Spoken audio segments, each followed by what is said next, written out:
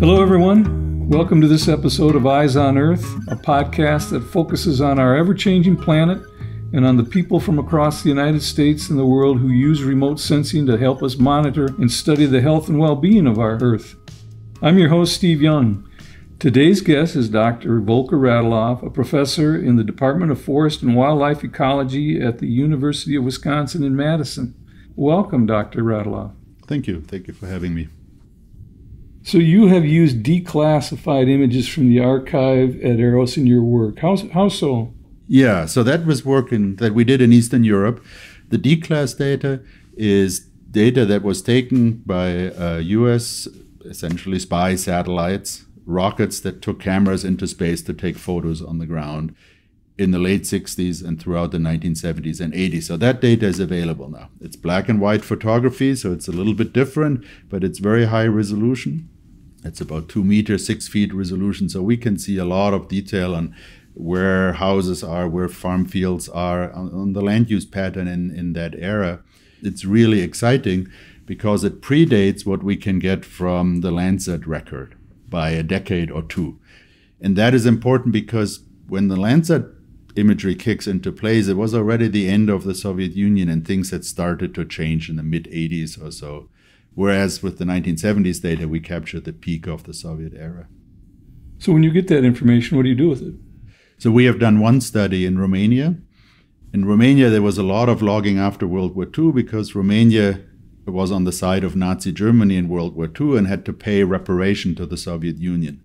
Romania is a poor country, so the way it paid was either with oil or with timber.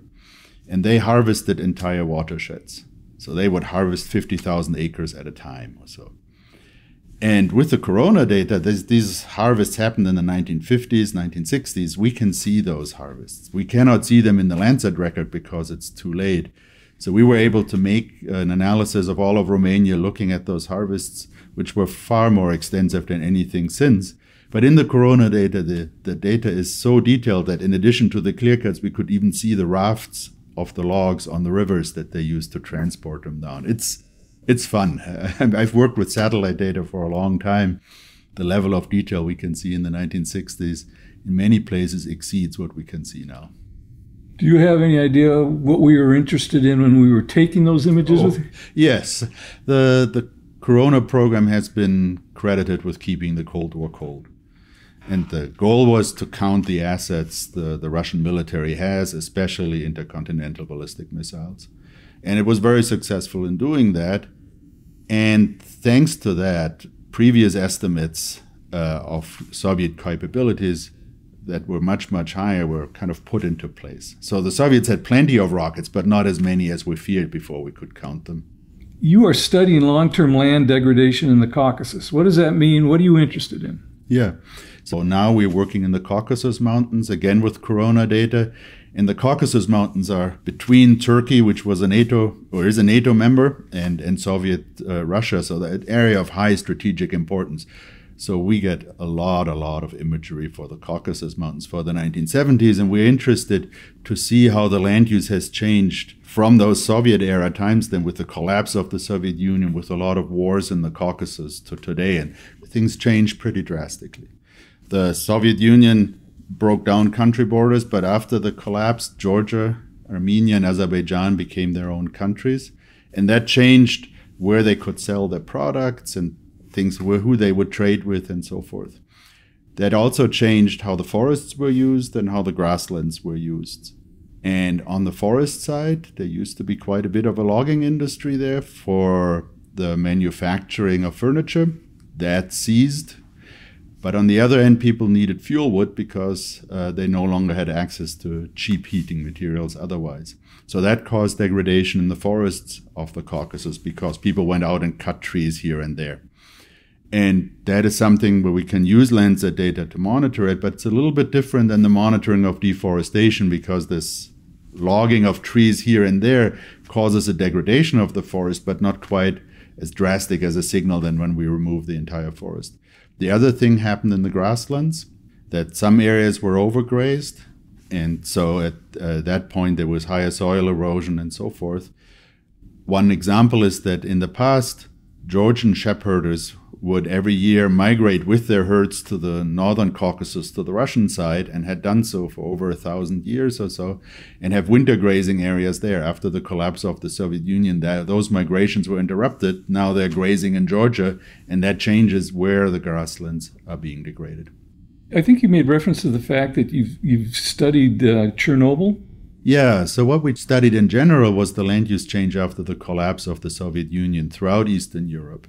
And Chernobyl is a particularly fascinating place because in 1986 the reactor exploded and they created what they called the exclusion zone. So within 50 kilometers, everybody had to leave. They were forcefully resettled. So that is an extreme example of agricultural abandonment because no one is living there anymore. In 1991, the Soviet Union collapses. And so now we can look at what happens after that.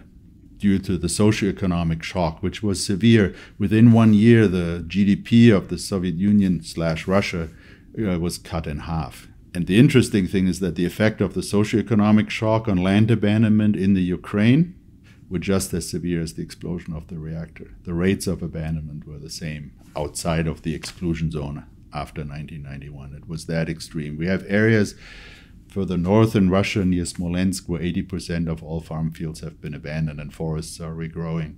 Now, that's a rate of abandonment that is very, very rare. In the US, we also had abandonment in the Northeast when people gave up farming in New Hampshire and moved to South Dakota or so, but it was over a much longer period. In Eastern Europe, it happened very rapidly, and Chernobyl gives us a nice reference point because it was such an extreme event. But this socioeconomic shock in many regions had the same effect without the explosion of a nuclear reactor. How did you become aware of corona images? I had heard of the corona images for a while, and it was declassified initially already in the 1990s, and there were great documentaries showing how the corona capsules would be sent down from space with parachutes that airplanes would catch over the Pacific and so forth. So I was just fascinated by that. But then I thought for a while, just given my work in Eastern Europe, that having imagery from the 60s would be really important. And we started a project. We had a Fulbright scholar who came from Romania, who had a lot of experience geo-rectifying imagery from drones. And he got the corona bug. He started working with a software that's called Structure from Motion that can handle data from platforms that are not so stable. And corona is like that or so, and could rectify this with 14-meter accuracy, half a Landsat pixel or so. And that all of a sudden then opened the opportunity to do large area mapping. And were you aware that we had this corona imagery available here at EROS, or how did you become aware of that? Well, I knew we can order it through the National Archives. And then when we started ordering more, I learned that the actual imagery is at EROS and all the scanning is done here or so.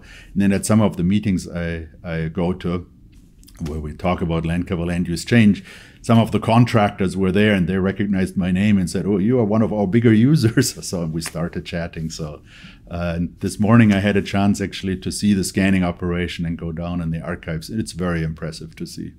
Yeah, I was going to ask you what you thought of that. You saw not only the scanning, but the film archive. So it's immense. Yes. And it is so neatly organized and everything. I mean, clearly the films are in good hands here or so, but it's such a rich data source that my secret hope is at some point the USGS will do with the corona data what was done with the Landsat data and scan the entire archive and make it freely available. And I think that would change how the community is using it. So right now, even within the Landsat science team or with in the remote sensing community, people are aware of corona, but there is a barrier to use. And lowering that barrier, I think, would be great.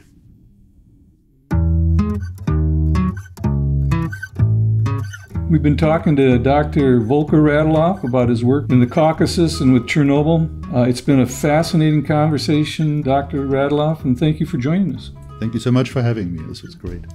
Okay, we hope you come back for the next episode of Eyes on Earth. This is a podcast that is a product of the U.S. Geological Survey, Department of the Interior. Thanks for joining us.